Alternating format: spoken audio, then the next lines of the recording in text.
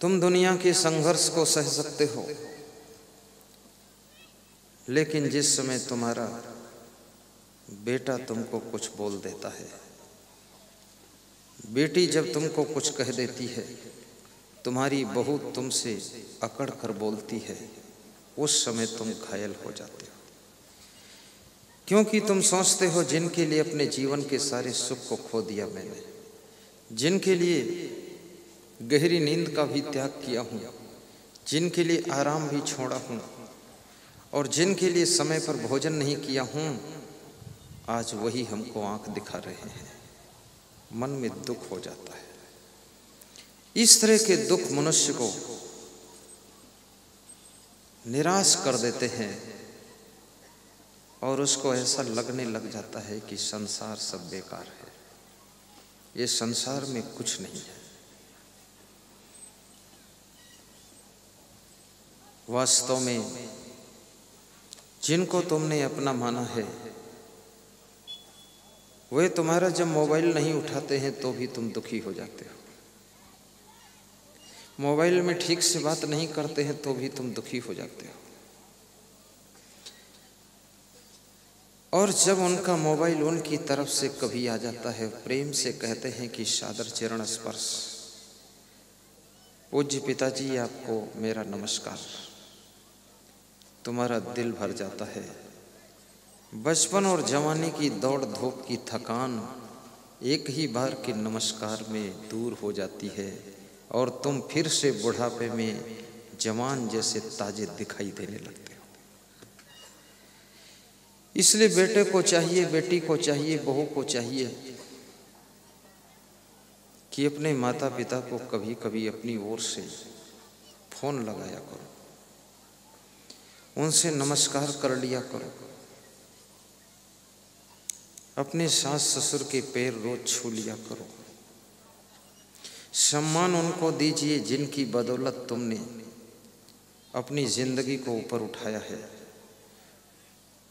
आदर उनका कीजिए जिन्होंने तुम्हारे लिए अपने को मिटाया है। उनके चरणों में झुक जाइए जिनकी वजह से आज तुम चमकते हुए सितारे बने हो, और उनसे क्षमा मांग लीजिए जिन्होंने तुम्हारी गलतियों को दूर करने के लिए भारी प्रयास किए हैं।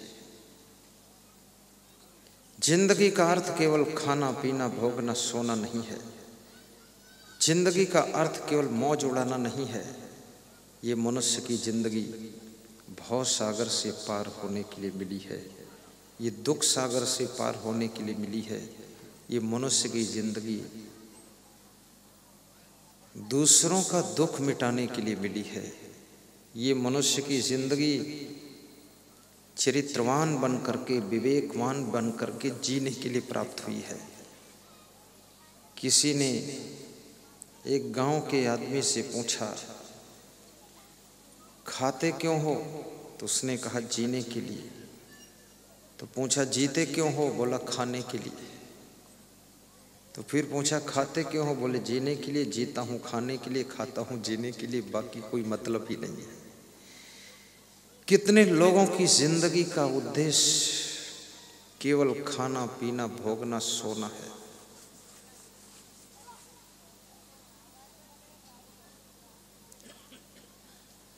सो सो करके अपने जीवन का समय खराब मत कीजिए।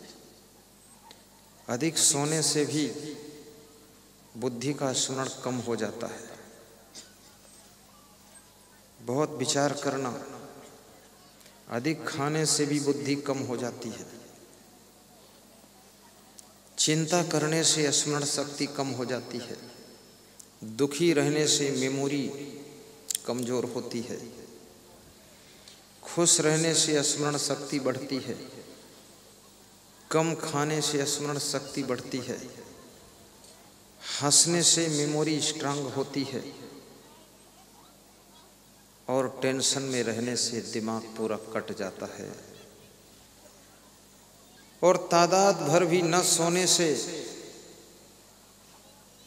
आपका माइंड डिस्टर्ब होता है। इसलिए कम से कम 6 से 7 घंटे गहरी नींद लीजिए।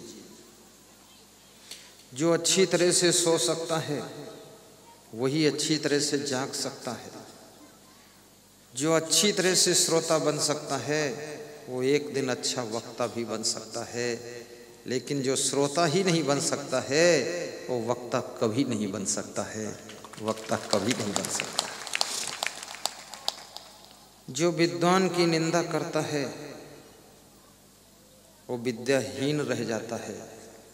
जो धनवान की निंदा करता है वो धनहीन हो जाता है। जो गुणवान की निंदा करता है गुणविहीन हो जाता है।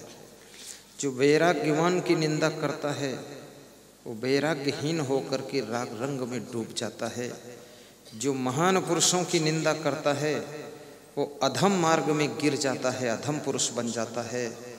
और याद रखना, जो ज्ञानियों की निंदा करता है अज्ञान के अंधेरे में ही भटकता रहता है, और जो विद्वान की प्रशंसा करता है वो भी एक दिन विद्वान बनता है, वो भी एक दिन विद्वान बनता है। प्रशंसा शब्द भी बड़ा महत्वपूर्ण शब्द है। निंदा उनकी करो जो वास्तव में निंदा करने योग्य है। शराब पीने वालों की निंदा करो तो शायद वह शर्मिंदा होकर के शराब पीना छोड़ दें, लेकिन बेशर्म जो होते हैं कितनी निंदा करो फिर भी शर्मिंदा नहीं होते। तुम निंदा करो, वे कहते हैं इससे कोई फर्क नहीं पड़ता है। अपने को तो रघुपति राघव राजा राम, और शाम हुई तो 200 ग्राम, और पता न पावे सीता राम, ईश्वर अल्लाह तेरे नाम, रघुपति राघव राजा राम, शाम हुई तो 200 ग्राम।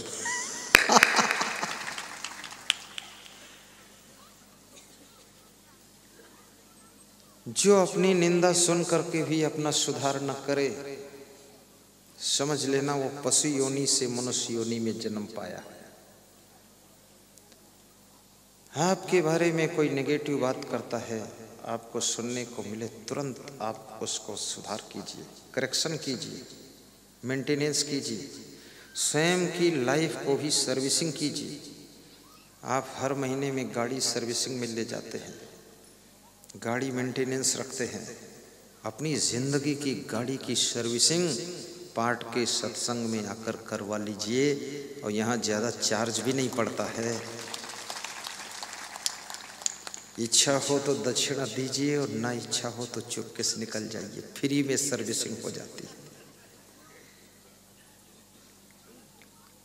भगवान राम ने केवट की नौका पर बैठ करके गंगा नदी को पार किया था, तो तुलसीदास ने वहाँ पर चुटकी लेते हुए एक बात कही है, जिनका नाम लेने से लोग भवसागर पार करते हैं, आज वो राम इतने कमज़ोर हो गए हैं कि गंगा को पार करने के लिए केवट को निहोर रहे हैं। ये क्या आश्चर्य है। जास नाम सुमिरत एक बारा, उतरहि नर भव सिंधु अपारा, सोई कृपाल केवट ही निहोरा, जय पगुते तिहि लोक ही थोरा। और राम ने जब केवट की नाव पर बैठ करके गंगा पार किया, गंगा पार होने के बाद राम संकोच में पड़ गए। राम के संकोच को सीता जी समझ गई। धर्म पत्नी वह है जो अपने पति के संकोच को भी समझ जाती है। अधर्म पत्नी वह है जो अपने पति को रोज संकोच में ही डाल देती है, असमंजस में डालती है। उसको मतलब ही नहीं कि पति की दुर्गति हो रही, क्या हो रहा है। झोंका झोंक, अंधाधुंध, दमादम, मस्त कलंदर और मूर्खता का पहला नंबर, चाहे कुछ भी हो जाए। बुद्धिमान पत्नी अपने पति के फेस को रीडिंग करती है, चाल को रीडिंग करती है, बात को रीडिंग करती है। रीडिंग करने वालों के लिए संसार बड़ा सुखमय है। आप किसी के फेस को भी रीडिंग कीजिए, और ये रीडिंग करने की कला जिसमें आ गई वो असफल नहीं होता है, बहुत सफल होता है।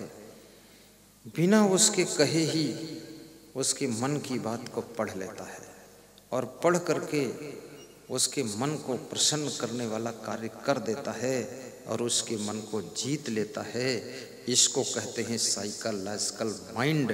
और ये माइंड जिस दुकानदार के पास होता है वो ग्राहक को रीडिंग करके सामान बेचता है, वो अपनी दुकानदारी में सफल होता है। जिस डॉक्टर के पास में ये माइंड है रीडिंग करने का, वो मरीज को रीडिंग करके तब दवाई देता है, वो भी सफल होता है।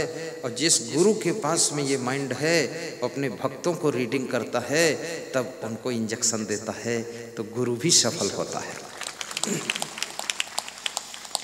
सीता जी अपने पति को रीडिंग कर रही हैं। सीता कोई साधारण स्त्री नहीं, मनोवैज्ञानिक लेडीज हैं। सीता बुद्धिमान है। यदि राम जैसा पति तुम चाहते हो तो सीता जैसी नारी बन जाओ, और सीता जैसी पत्नी की तलाश है तो राम जैसे पुरुष बन जाओ। सीता बैठी तुम्हारा इंतजार गुजरात में ही कर रही, जनकपुर जाना नहीं पड़ेगा। राम भी तुमको गुजरात में ही मिल जाएंगे। पहले तुम सीता बनो, फिर राम तुमको ढूंढते ढूंढते आएंगे। और पहले तुम राम बनो तो सीता बैठी तुम्हारा इंतजार करेगी। कोई विश्वामित्र बन करके तुमको सीता के पास पहुंचा देगा। तो सीता जी राम को रीडिंग करती है और अंगूठी उतार करके अपने पति राम को दे देती है कि ये अंगूठी लीजिए और केवट को उतराई दे दीजिए। सीता जी की ओर राम देखते हैं और मुस्कुराते हैं। राम का स्वभाव मुस्कुराने का था।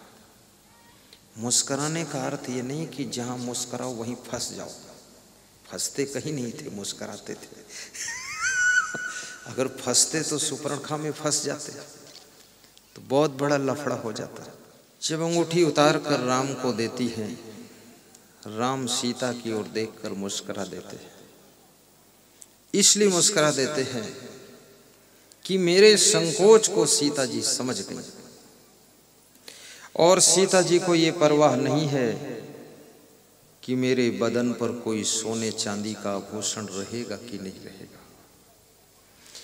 नारी का आभूषण सोना चांदी नहीं है।